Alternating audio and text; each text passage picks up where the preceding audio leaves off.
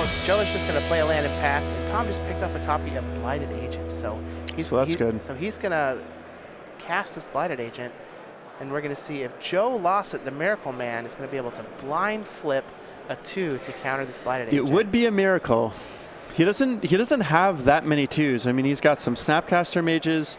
He's got a few more counterbalances, but I think that's it. All right, let's see what happens. Oh, well. Maybe I'll just leave that there.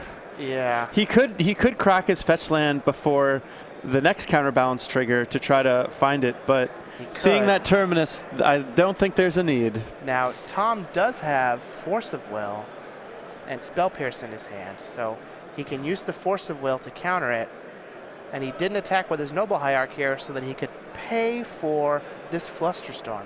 How good of a play is that? Tom Ross, ladies and gentlemen. Jeez. The boss just doing everything right. Man. Pretty unbelievable. How easy is it just to be on autopilot and attack with the Noble Hierarch there, and then you get blown out by this Flusterstorm? I feel like at some point someone should take a compilation of Tom Ross videos. You know, go through all the Star City archives on Twitch and just have all the matches that Tom Ross has played and just, you know, put them on a YouTube list or something so you can just watch them all in a row. Because every single match, he just does things so perfectly. So good. And Joe's just got... There's a top on top of his deck, so he's like, well, maybe I can shuffle it away and try and find a 5. Yeah. But that top might be my route to winning this game. It might help me find another Terminus. Yeah, on the other hand, though, Tom may just kill him next turn. I mean, he's got quite a few, like, any of his pump spells will kill Joe if they resolve, right? I mean, there's Vines of the Vastwood, there's Become Immense, there's Invigorate. Vines would be countered. Well, I'm talking about next turn. Yeah. Well, let's see what Tom's got. All right, well, he's going to attack for 2. He's going to put Joe Lossett to 7 poison. And Joe still has that Flusterstorm, but it's probably going to be ineffective in this late game scenario where Tom has so much mana available. Here's the top. So the best thing that the top can probably do is find another Terminus. And given the fact that there's 2 fetch lands on the board, Joe is going to be able, to do some digging because he can activate the top, look at the top 3. If he doesn't see what he likes, he can shuffle and then activate top, look at the new top 3. And he's going to be able to do that twice. Yep, so he's going to fetch here, go down to 13. I mean, even a Snapcaster Mage to rebuy one of these Swords to Plowshares would be fine too. Yeah, I have to imagine that the odds of Joe finding something are pretty good right here, but he does need to find something. There's a lot of top decks that Tom could have that would end the game. So here's the first shuffle. Let's see what we got. Counterbalance, Plains, Wear Tear. That's not it. Yeah, those don't do anything. Oh man, Joe's getting pretty unlucky here. First the 6-card hand that didn't have any lands, and now this. Yeah, I think we go shuffling again. So, you know, when you are playing the aggressor, you force them to have the answers. Sometimes the odds are not in your favor, but it's still up to them to find what they need. Yep. And this is, you know, pretty unbelievable display of how. One of the reasons I like to be the aggressor in a lot of situations. Ooh, there's the Volcanic Island. If you brought in any of those Pyroblasts or Red Blasts, that's even another out to get rid of this Blighted Agent. That is true. I don't think he brought those in, though. But that would be a pretty cool way to do this, to find the most narrow answer he has available to take it down. There's a Snapcaster Mage, but he doesn't have the mana to be able to use it yet. Oh, he can still play a land for the turn. So there's an answer to the Blighted Agent. However, it would leave him tapped out, and Tom Ross could use the Spell Pierce that's in his hand to counter this Swords to Plowshare. So if Tom draws a pump spell here, he just wins. He's going to pass back to Tom.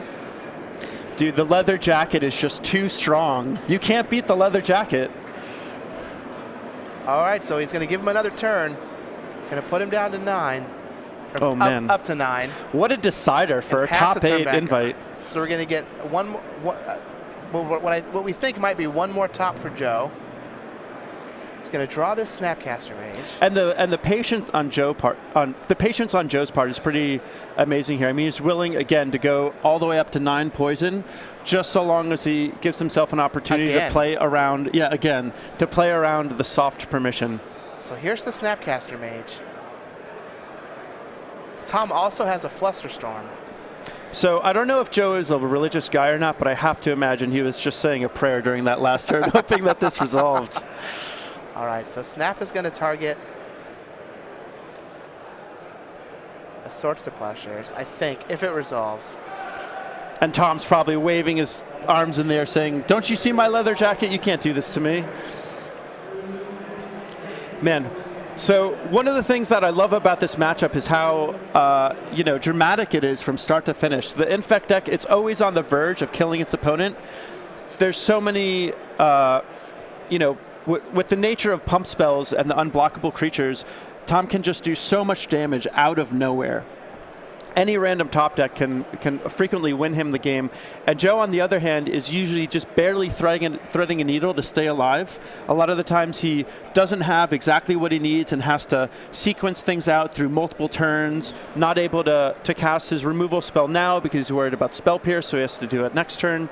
And the sequencing and the drama that gets built up between these games is pretty amazing. So what's real neat here is that we might end up seeing a Flusterstorm on a Flusterstorm. And is that a Vines of Vastwood?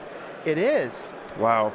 So he could have just went for a kill last turn. Pretty good top deck from Tom. So there's a Vines. And now Tom's going to have a Flusterstorm for Joe's Flusterstorm, plus the Spell Pierce that's still in his hand. Oh no, he pitched the Spell Pierce to the Force of Will.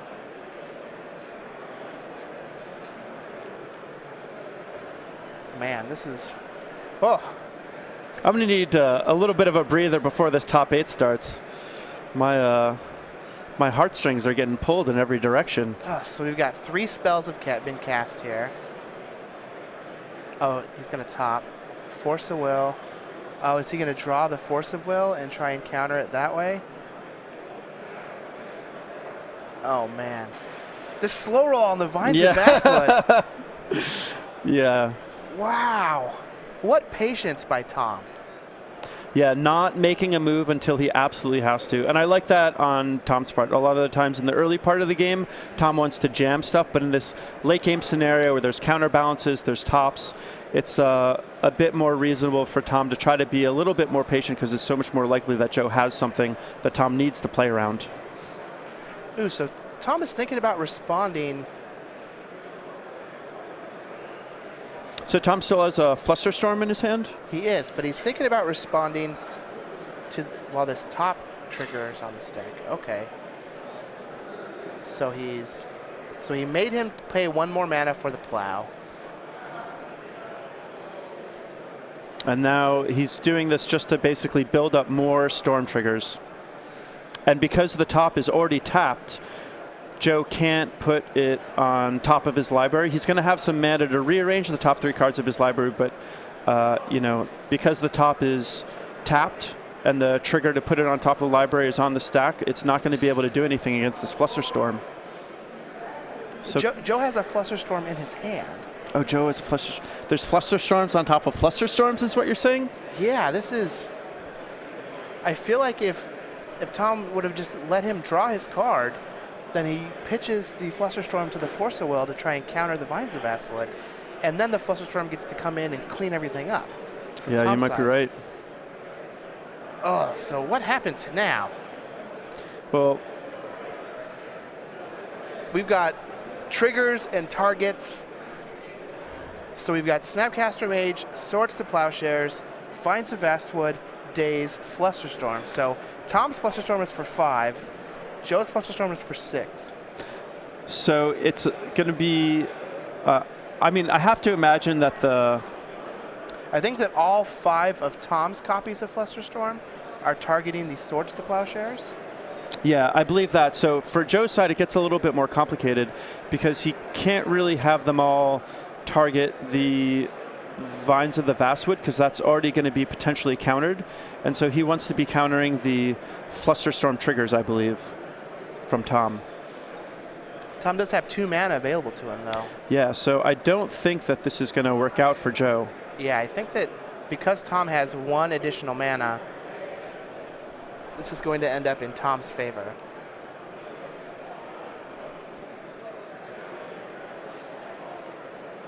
We need to work on a user interface for this stream.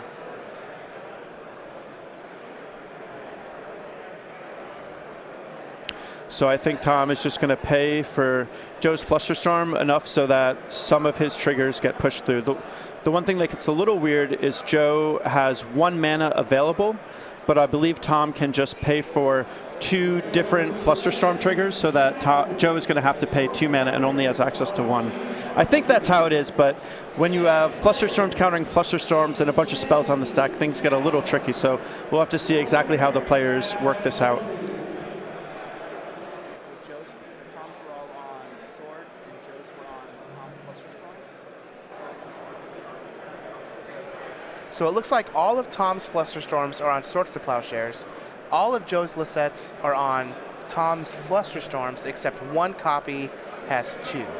So, right. So once now, everything's said and done, Joe is going to need to pay 2 mana for his Swords to Plowshares, which he doesn't have available because Tom used his days while this Divining Top drawing trigger is on the stack. Now, how gross would this be if the top card...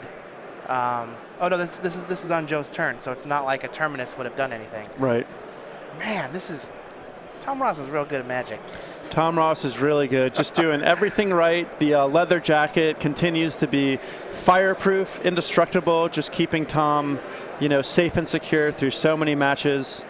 And, him and his blue steel gaze is just slicing through the competition.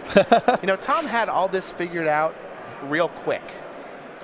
Yeah, Tom knew exactly what he needed to do. And so that was all on Joe's turn. Yeah. So now Tom can just untap and attack. Oh, and he did the Flusterstorm with the top on the stack. Right. So that you wouldn't be able to use Counterbalance to counter one of the Flusterstorms. Exactly, yeah. And Tom comes in, attacks with his Bladed Agent. It is unblockable. Wow. And Tom, the boss Ross, just takes it down, locks up another top 8.